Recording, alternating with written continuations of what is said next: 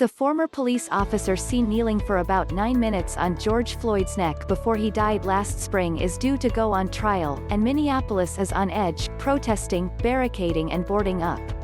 Several hundred people supporting the conviction of former Officer Derek Chauvin on murder charges gathered across the Mississippi River on Saturday in front of the governor's mansion in St. Paul, chanting, "Prosecute the police." More protests were planned Sunday and Monday outside the courthouse where the case will be heard in downtown Minneapolis, now lined with protective concrete barriers and razor wire.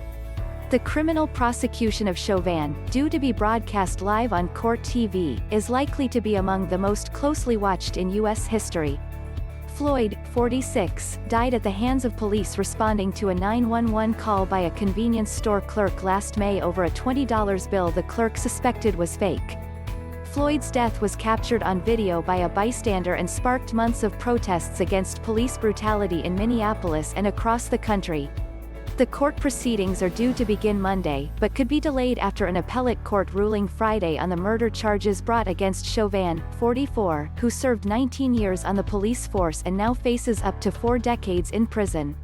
City officials have prepared for the trial with stepped-up security and community outreach intended to prevent a repeat of last year's unrest, in which police responded forcefully to protest marches. Police enforced a curfew and injured protesters and reporters.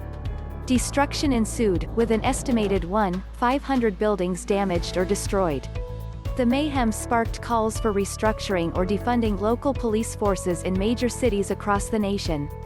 Last week, the city's mayor, police chief and city council held briefings outlining the public safety response they've been developing since last summer, modeled on security provided for the NCAA tournament in 2019, Super Bowl in 2018 and following the 1992 trial of the Los Angeles police officers who beat motorist Rodney King. Later this month, when lawyers are expected to make opening statements, at least 2,000 National Guard troops will be deployed in the city, with 2/3 devoted to protecting property, Police Chief Medaria Arradondo said. Police from surrounding cities and state and federal agencies, including the Department of Homeland Security, will also be posted, and the city has paired police with firefighters to rapidly respond if riots erupt. We as a city have to make sure we can distinguish between peaceful protesters and those that seek to cause destruction, Mayor Jacob Frey said at a Thursday briefing. I am very hopeful that the next few weeks will mark an important chapter for progress in our city, and of course for justice.